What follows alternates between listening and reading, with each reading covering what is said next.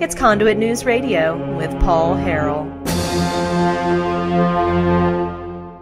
Folks, on this Friday, this is Johnny Cash Friday. Welcome back to the program. Good morning to you. We have on the phone line with us Mr. David Ferguson, is the former head of the Bureau of Legislative Research.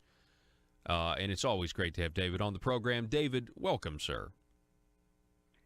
Thanks for having me. I'm just a little bit sad that it's on a Johnny Cash Friday and I interrupted Johnny Cash. I'd like to listen to more of that. I know a lot of people say that, and honestly, if you're a guest on Johnny Cash Friday, it ends up making the guest the bad guy. So I'm used to that. All right, so David, you wrote this piece back on the 11th of July, but I mean we've talked about it multiple times on the program so far. It appeared over at conduitforaction.org. The headline here, AG, Attorney General, opinion favoring gun control is flawed. Tell us why this opinion was flawed. Well, first of all, I have to say that the title of it was a compromise. It was probably going to say something like Attorney General lies, but I try to be a little bit diplomatic from time to time. The opinion, what we're talking about is whether a person must have a concealed carry license to carry a handgun, or whether the change in 1993 now allows you to carry open, which has been acknowledged by the Attorney General, or concealed. And, of course, if it's concealed, there's fewer liberals that lose their minds. But the opinion, her opinion in 2015 was flawed in that it just assumed, well, there's a concealed carry law, so therefore it must be illegal to carry without a license. Well, it's just not correct. Where we used to be before 2013 was if you were carrying a handgun for self-defense, you were guilty of the crime of carrying a weapon. It didn't matter what your intent was. It was just illegal unless there was an exception, and basically the exception people talked about was being on a journey. And you say, okay, I'm going from Sharp County to down to Texarkana and up to Fayetteville. I must be on a journey. Well, if that was your normal route, sales route or something, court come back and say, nope, you're still guilty. So it was a real mess. And in '95, they came across with the concealed carry license, which not only does it not have any penalties for not getting a license, it doesn't ever really say that you're authorized to carry. The only authorization was an exception that was added that same session to say if you're in your car and you have a concealed carry license, that's a defense against carrying a weapon. That was the only thing. So, everybody just assumed that it was okay. So that's the situation we were in. 2013 comes along, and it injects a new thing into it, and that is intent. What was your intent? If you were carrying for self-defense, obviously that's not an unlawful intent. Before that, it didn't matter what your intent was; you were guilty. So the Attorney General was asked about it in 2015 and came up with this idea: open carry is fine, but concealed carry without a license is not allowed. Senator Linda Collins Smith came back and said, whoa, I don't see anything in the law that says you're prohibited from carrying concealed, that the concealed carry law doesn't have anything in it. Attorney General says, you're correct. There is no prohibition, there's no penalty in the concealed carry law. But it came up the idea of it's implied. Because it's a license, it's implied. And I'm going to just make it real short and get into the real meat of it, but the idea that you can have laws that are just implied out of thin air is just completely contrary to the legal system we have in America. We have due process. We expect, to be judged on our laws. We have, because of that, we have principles that says, where there's not a penalty, there's not a penalty without a law, so there's no penalty, so you can't apply one. Is there any law school that teaches this concept of, well, it's implied? No, if they did, it'd be wrong. Okay, yeah. That's my point. That's how far outside the realm of just saying, well, it's implied. Yeah. And I one more mention on these principles. One of the first is you get into criminal law your very first year in law school, and one of the things you're taught is if the law is ambiguous, you don't imply a penalty against somebody. If it's ambiguous, you imply it against the government, and it's going to be in favor of the person being prosecuted. So the idea that there is no prohibition, but we're going to imply one, just seems to go contrary to everything that you would expect from our legal system. So, just to be clear, the first couple sentences of her opinion, she admits that there is no penalty in the law for carrying a weapon concealed without a concealed handgun license. To be clear, she did say that at the beginning. And then goes into this implied stuff. But here's the thing that just really, I've disagreed with attorney generals before. I worked for the legislature for 30 years, and I helped legislators write their opinion requests, and sometimes they come back with something bizarre. This has an element in it I have never seen before. And when I read this, I thought there was some staffer over there that was about to get fired. And I really looked at this over and over again because, to me, knowing how they normally do it, a staff person in the AG's office prepares an opinion. They give it to the Attorney General. They discuss it. They make modifications. I assumed that some staffer made up a bunch of junk and gave it to the Attorney General. I'm a Republican, so I don't have any place to turn. So I have to, think that way, that it's not the Attorney General, it was somebody in her office that gave her this stuff. But there's not been any effort to try to correct the problem. And here is the problem. What I've never seen before is there are two instances in the opinion where they were trying to support an argument for an implied prohibition, that they stated the law and stated it falsely. And if I can state the law falsely, I can win every opinion. I just make it as I want. And so there are two major problems in there. One, they were saying, well, this idea of an implied prohibition is supported because in the concealed carry law, it even says that it is the, in quote, legal method for carrying a handgun. Well, that sounds pretty good, but it says it's the method. No, that's not true. That's false. That's a lie. What it says is when you're applying for a license, one of the statements you're supposed to say is, they're asking, why do you want a concealed carry license? And you're supposed to say, because I want a legal method for carrying. It never says it's the, and this whole argument is based on it being the legal method. So that is a complete misrepresentation. And in the opinion, they actually misquote it, right? They quote it as the legal method, but the actual statute says a legal method. Well, it does say a legal method. They don't misquote it. They selectively edit it so that the word the is part of their sentence, and then they quote after the so they cut out the a in order to put in a the that's not a part of the quote. Mm-hmm. Wow. The other thing that just blew my mind was in the previous opinion, 2015, the Attorney General had cited a presumption in case law, and if you look at the article I wrote earlier in July, there'll be a cite to it. There's a case called McGregor, and in it the court said, hey, we've got this guy that's traveling along, and in his car he's got this loaded handgun. And the statute says that you have to prove that the person was carrying for the purpose of it being a weapon against another person.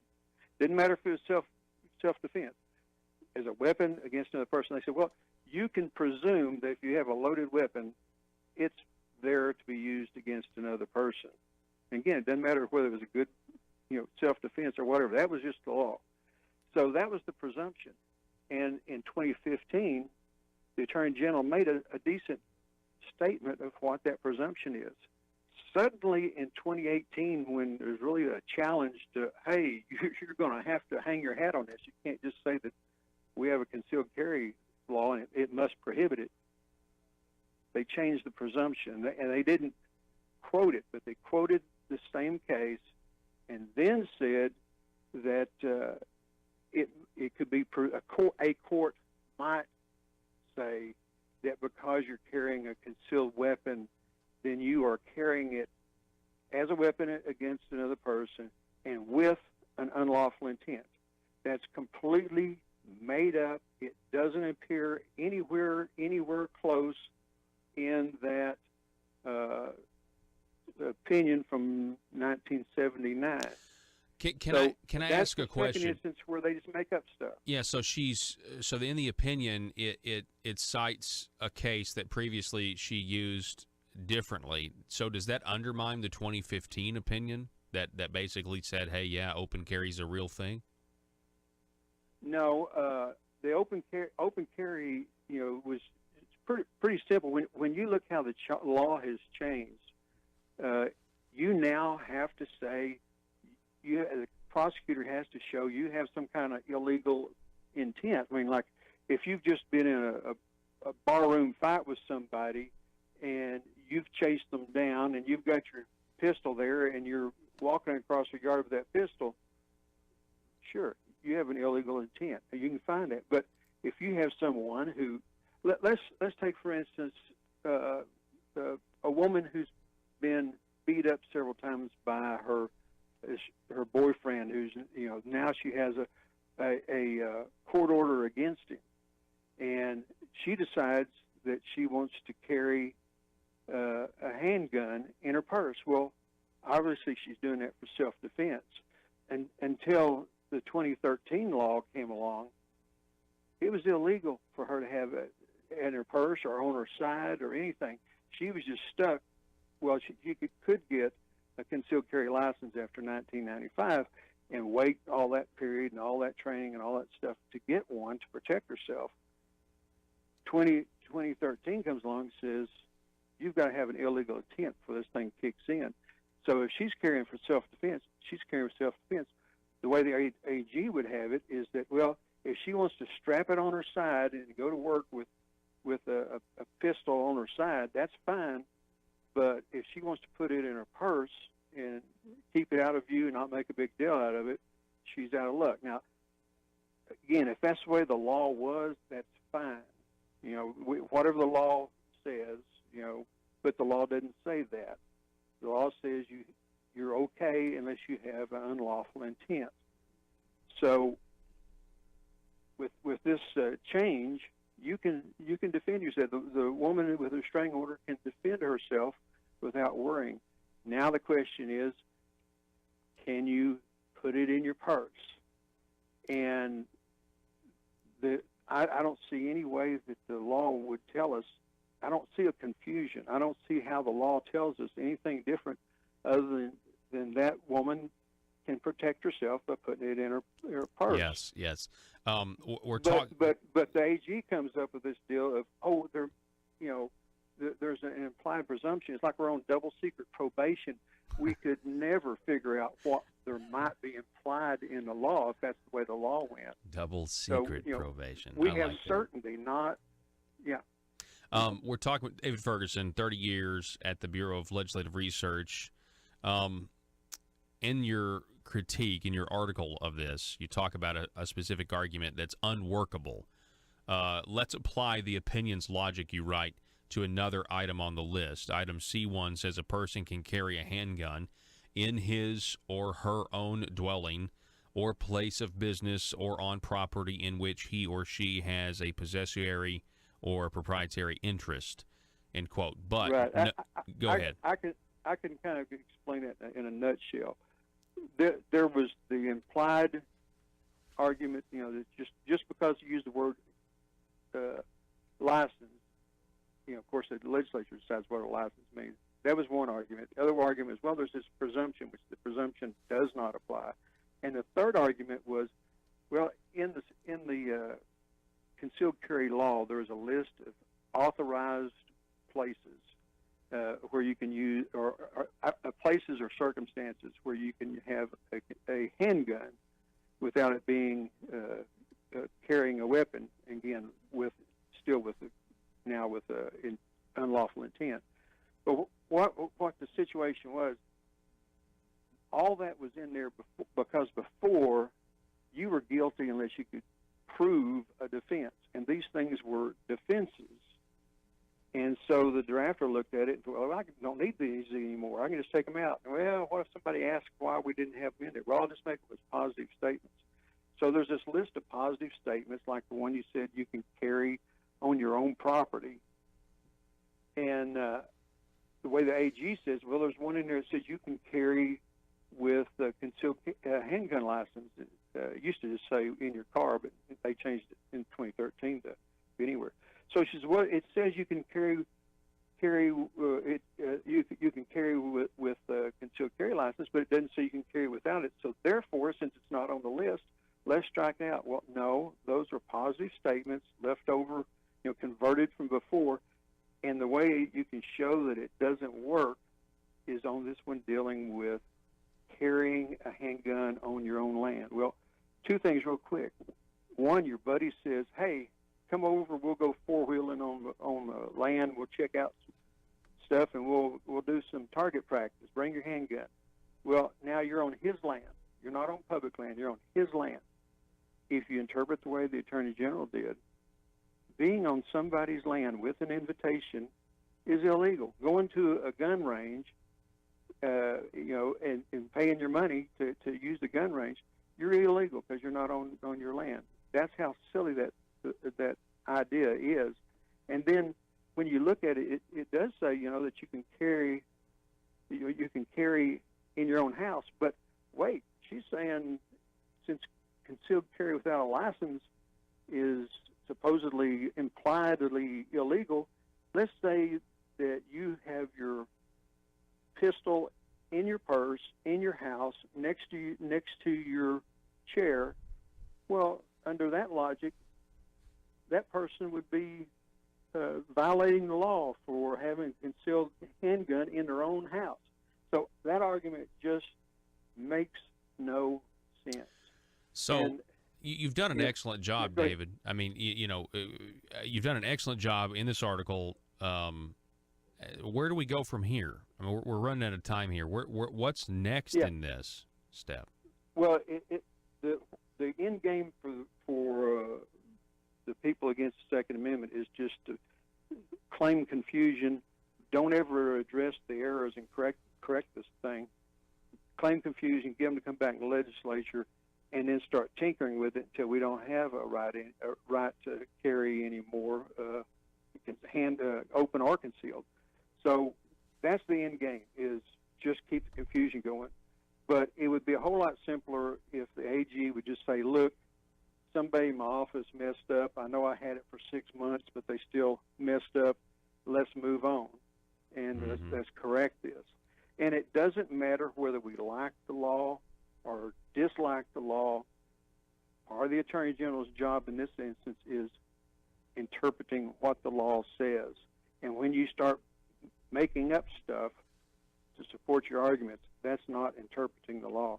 So I'm disappointed, but I'm still hopeful, especially since I'm a Republican, that this thing will be fixed. Yeah. And if the people don't want this, there's always some other time that they can change it. But this is what the law says. Yeah, I agree. David Ferguson, I appreciate it. It's always a pleasure to have you on the program. You have a great weekend, okay?